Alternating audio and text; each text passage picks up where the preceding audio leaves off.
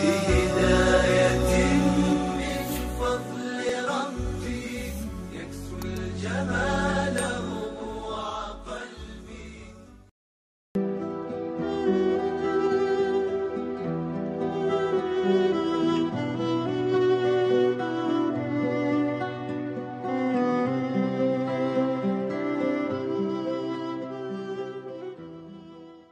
Sampai pada pagi, sampai siang, sampai malam nanti, kita senantiasa berharap Allah Ta'ala melimpahkan rahmat karunia-Nya. Karena rahmat itulah seekor singa tidak memakan bangkai, tidak memakan anaknya. Seekor burung gagak yang garang tidak memakan telurnya. Seekor gajah tidak akan menginjak anak bayi yang baru lahir. Apa sebab? Karena ada rahmat Allah Subhanahu wa ta'ala. Bahkan suatu ketika Nabi SAW mengatakan, "La yudkhilal jannata ahadakum amalu." Kamu tidak akan masuk surga karena amalmu. Wala anta ya Rasulullah, engkau pun tidak masuk surga karena amalmu. Wala ana, aku pun tidak masuk surga karena amalku. Illa ayyataghammadani Allahu bi rahmatih. Allah Ta'ala mencurahkan rahmatnya. Rahmat itulah yang dimintakan oleh khatib pada awal khutbahnya. Assalamualaikum warahmatullah. Rahmat itulah yang senantiasa kita mohonkan kepada yang hidup dan yang mati. Allahumma ghfir lahu warhamhu. Dan pada saat duduk antara dua sujud kita mintakan Rabbi ghfirli warhamhu. Kenapa orang yang berdosa sampai siang ini masih hidup? Karena Allah Ta'ala masih memberikan rahmat hidup. Tapi tidak semua yang hidup datang ke masjid ini. Di rumah sakit yang tidak jauh dari masjid kita ada terbaring saudara-saudara kita yang sedang diuji, diberi rahmat hidup, tapi sehatnya dicabut Allah.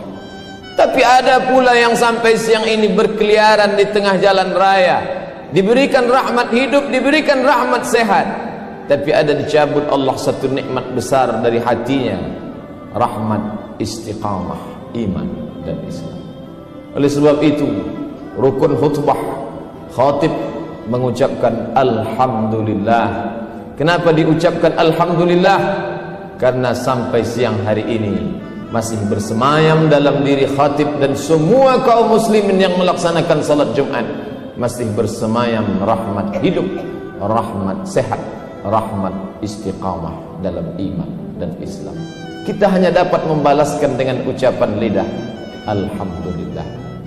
Kalimatani, dua kalimat, khafifatani 'alal lisan, ringan diucapkan lidah, thaqilatani fil mizan, tapi berat pada timbangan mizan hari kiamat.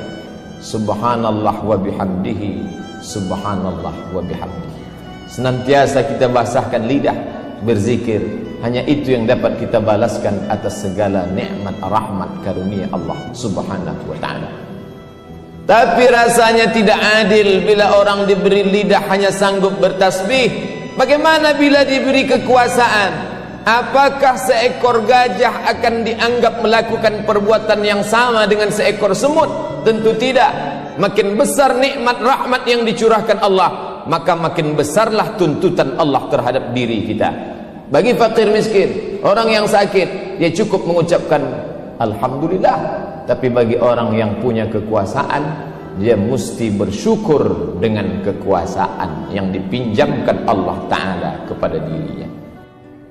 Jamaah Jumat yang dimuliakan Allah, ketika Allah Subhanahu wa ta'ala menitipkan suatu rahmat kepada diri kita, nanti dia akan tanya itu. Innas sam'a, pendengaran, wal basar, penglihatan, wal fuad, hati, kullu ulaika kana anhu mas'ula. Semua akan disoal, semua akan ditanya, semua akan diminta pertanggungjawaban di hadapan Allah Subhanahu wa ta'ala.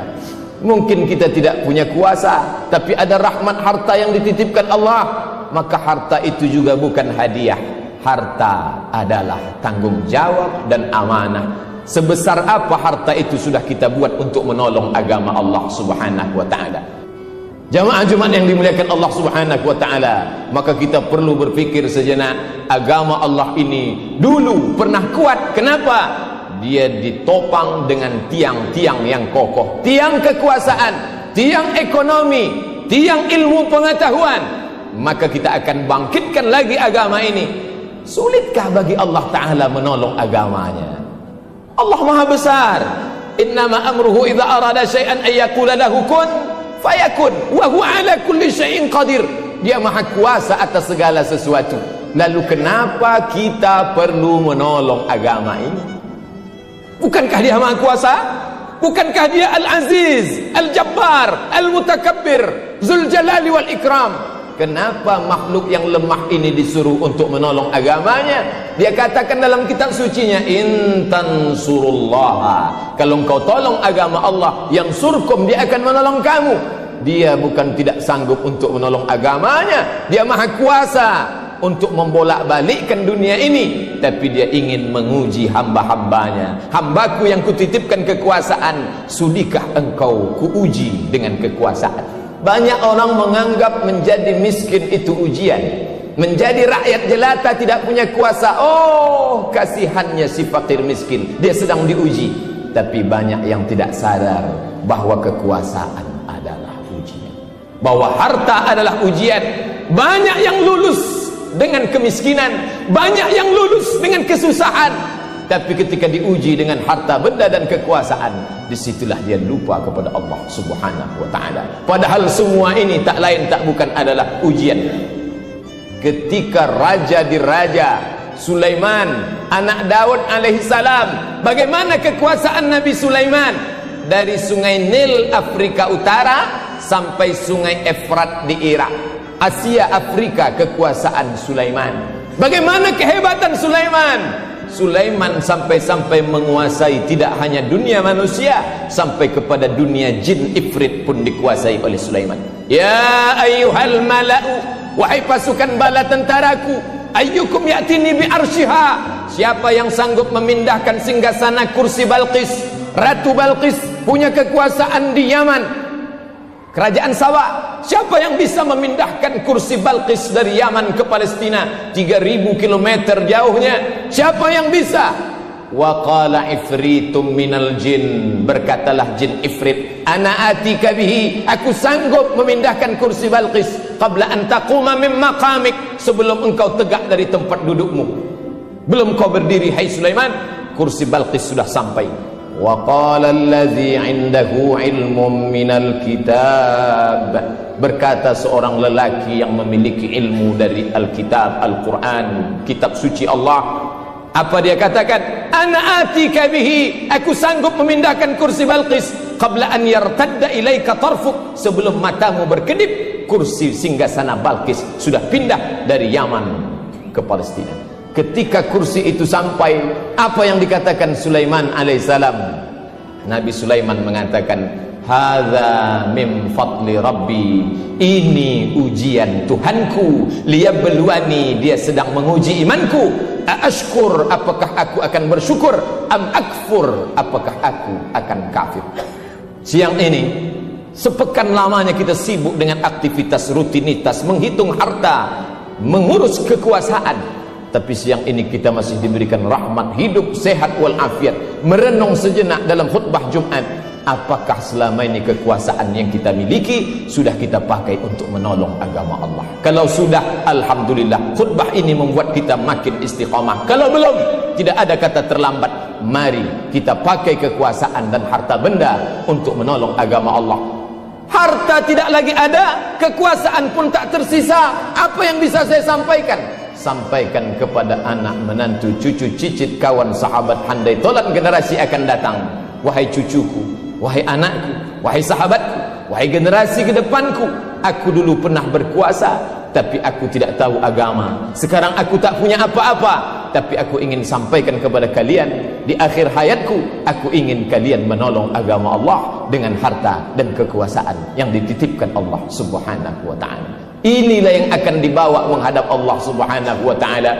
Yauma la yanfa'u malun wala banun, yauma la yanfa'u malun, pada hari itu tak ada guna harta, wala banun, anak pun tak bisa menolong. Siapa yang akan menolong? Illa man atallaha biqalbin salim, orang-orang yang datang menghadap Allah dengan hati yang bersih, membawa amal saleh. Pada saat menutup mata, amal soleh akan dibawa. Saat itu malaikat datang menghampiri. Sebelum Israel mencabut nyawa, apa kata malaikat?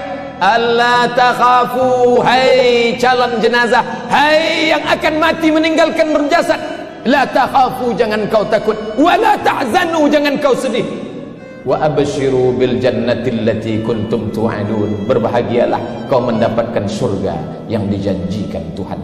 Saat tersenyum, saat itulah ruh keluar dari jasad, dibawa oleh malaikat Israel menghadap penciptanya Allah Subhanahu wa ta'ala.